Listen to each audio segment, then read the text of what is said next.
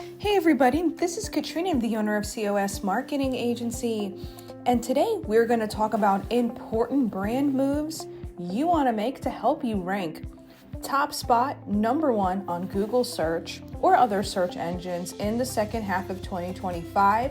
So this is your essential second half of 2025 marketing guide. If you care about your brand, you have a small business and you're trying to compete against much larger companies, you do not want to miss this.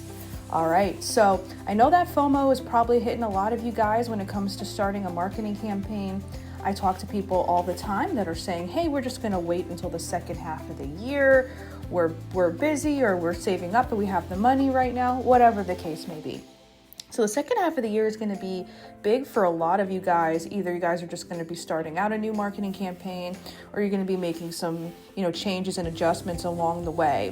This is also your message to keep in mind. Waiting is going to really hurt you. So you need to focus on, adapting and making those changes, if you need to even do that, as soon as possible, because while we all want success overnight and we want these things to happen quickly, it usually takes time, and it's not something that's going to happen overnight, no matter how much we want it to be or how much we want that to happen.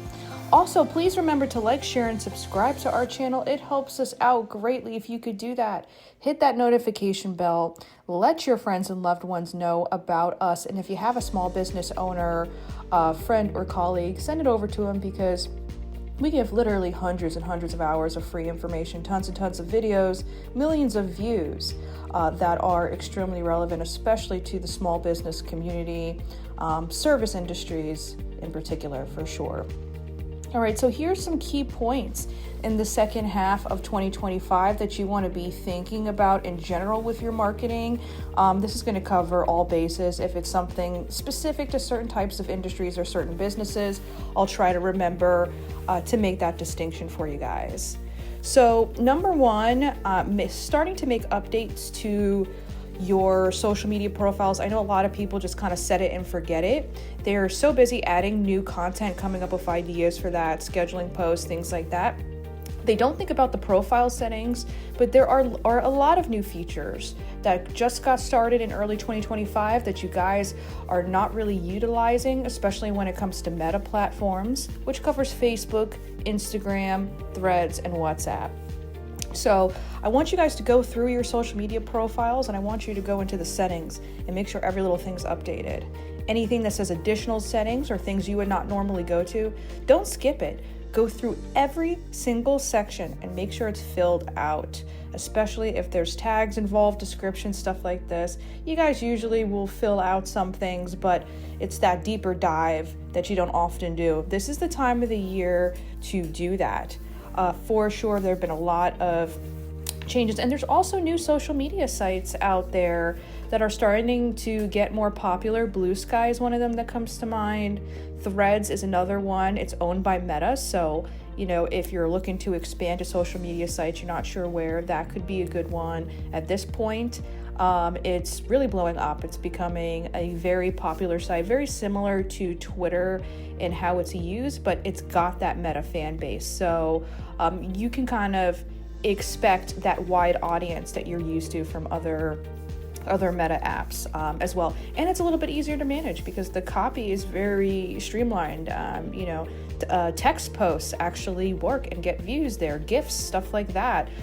Even occasional stock photos, which is not really my jam, but it could get the job done. So expanding your social media is just as important as updating your profiles, if you can accommodate that. Also, speaking of social media, hashtags are now becoming a thing of the past to an extent. I would say they are certainly losing their steam.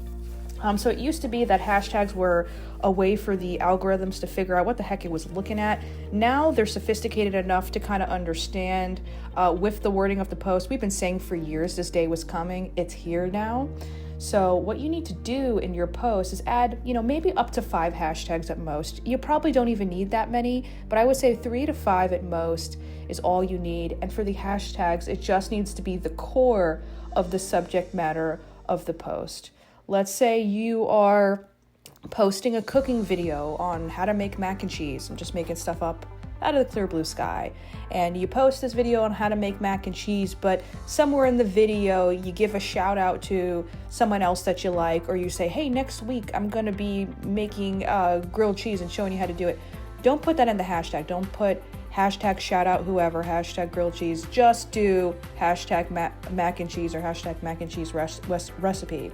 Something that's very specific to what you're doing in the video, not other things that you're talking about or some kind of side quest to it. And if you're very, very specific about what's going on in the video, using that hashtag should be fine. And again, just very limited. Also, a lot of you guys are sleeping on SEO. Even though it's been around for so long and you know it's important, you're just doing other things or you're not updating it. You gotta update your SEO.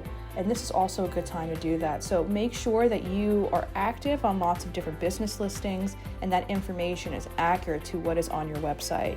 Google is gonna get confused if you have one phone number on this business listing over here and a different one on the website and a different email here and a different address there. You don't wanna do that. You wanna make sure everything is consistent and up to date with Google. That is super, super important. And your Google Business Profile. Google Business Profile, or GBP, also got a big boost by Google. They want you to be more active on their platforms. Duh, of course. Google Business Profile is one of them. So they want to see that you have a profile. They want it to be optimized. They want to see regular content there and reviews. So a lot of you do have one and have a properly optimized one, and you're putting in posts there, which is great, but you're not getting reviews. You got to drive traffic to those reviews to be competitive.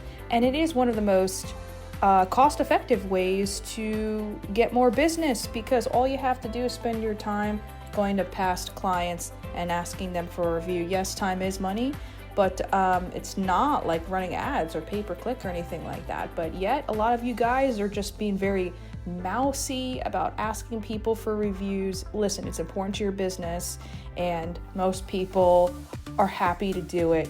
Just click the 5 stars at least, and at least, boom, that does a great deal of good for your business. What I've told some people, if they want to leave me a review and they don't know what to say, I give them a little feedback, a little template, and I say, hey, change it the way you want to.